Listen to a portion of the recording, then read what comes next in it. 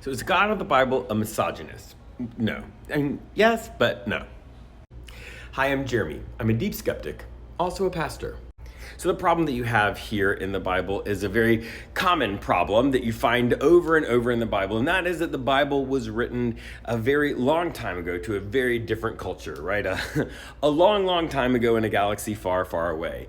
And that culture was very patriarchal, and from the point of view of 21st century, it was incredibly misogynistic. And so when you look at the Bible and its sort of description of life and the meaning of life and the universe and everything else, you get a very misogynistic 42 as an answer. But what you get also are some very unexpected highlights that give you hints that sort of the God that is being described by the Bible is not quite just repeating the culture.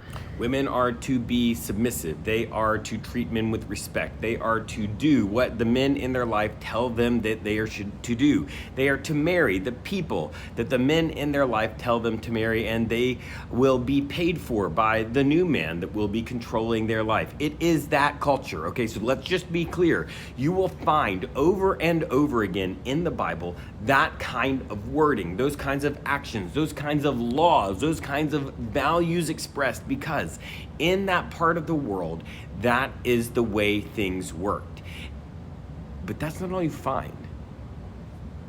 Because there are these stories over and over again in the Bible that are very surprising, where women take the center role, they take lead, they take charge, and they are seen as having their own agency, as being very important, pivotal figures in history.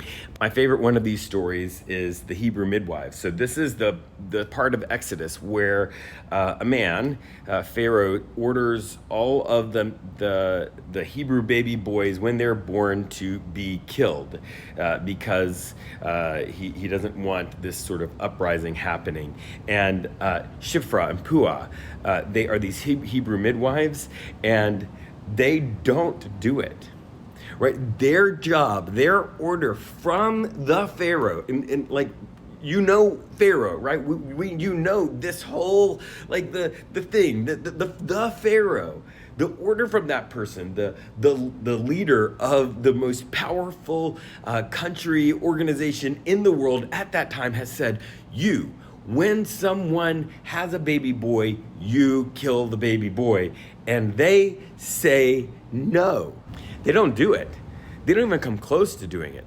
And in fact, it's such a problem. And the Pharaoh is so angry that he brings these two Hebrew midwives to Pharaoh in his presence. And he's like, dude, what's going on? I was real clear, and you are not doing what you were supposed to do. You are not killing these baby boys. And there's this moment where if these women act like their culture and like this sort of misogynistic, patriarchal culture has taught them to be and expects them to be, is they are to demur and just defer to the demands of this man and this very powerful man, but they don't even come close. Like, they are in the presence of Pharaoh, right? Like, right there, standing in front of them, they're like, I don't know, Hebrew women are really strong. By the time we get there, the baby's already been had, and sorry. And nobody's believing that story, right? It's clearly a lie. And everybody knows it. And they tell it to Pharaoh. And it's a lie that is couched also in just kind of trash talking. Like, I don't know about Egyptian women, but us Hebrew women, we're strong. And it's almost sort of like saying out loud what they're doing right then. Like, we're stronger than you think. We can't be controlled by you. We're stronger than that. We show we have the babies, and they're just done by the time we get there. You can't stop us Hebrew women. And it's not just these two. You have that over and over again. And then even in the New Testament, you have people, you have this lineage of Jesus that is supposed to like help us see who Jesus is. And you're expecting from a patriarchal culture for it to be a man and a man and a man and a man. But there's people in there like Ruth and all of these women that are included in Jesus's genealogy because it is this indication that there is a value of women that exists within this religion, and as a result of the action of this God that is bigger than the culture. Now, don't get me wrong. It's written to a misogynistic culture and a patriarchal culture. It's written there. You'll find all of that you want to find in the Bible, you will find there. And if you want to make the culture of the Bible the same as the message of the Bible, then you can justify really whatever you want as far as some of the most horribly misogynistic ideas.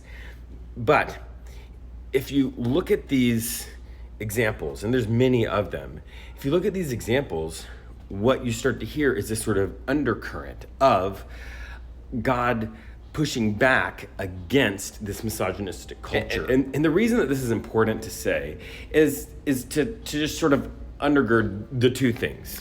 Thing number one is we don't take the culture of the Bible as the same thing as the message of the Bible, that there is a deeper message that is contained underneath the culture, and you have to sometimes sort of take the cultural elements out of the Bible to understand what the bigger message is.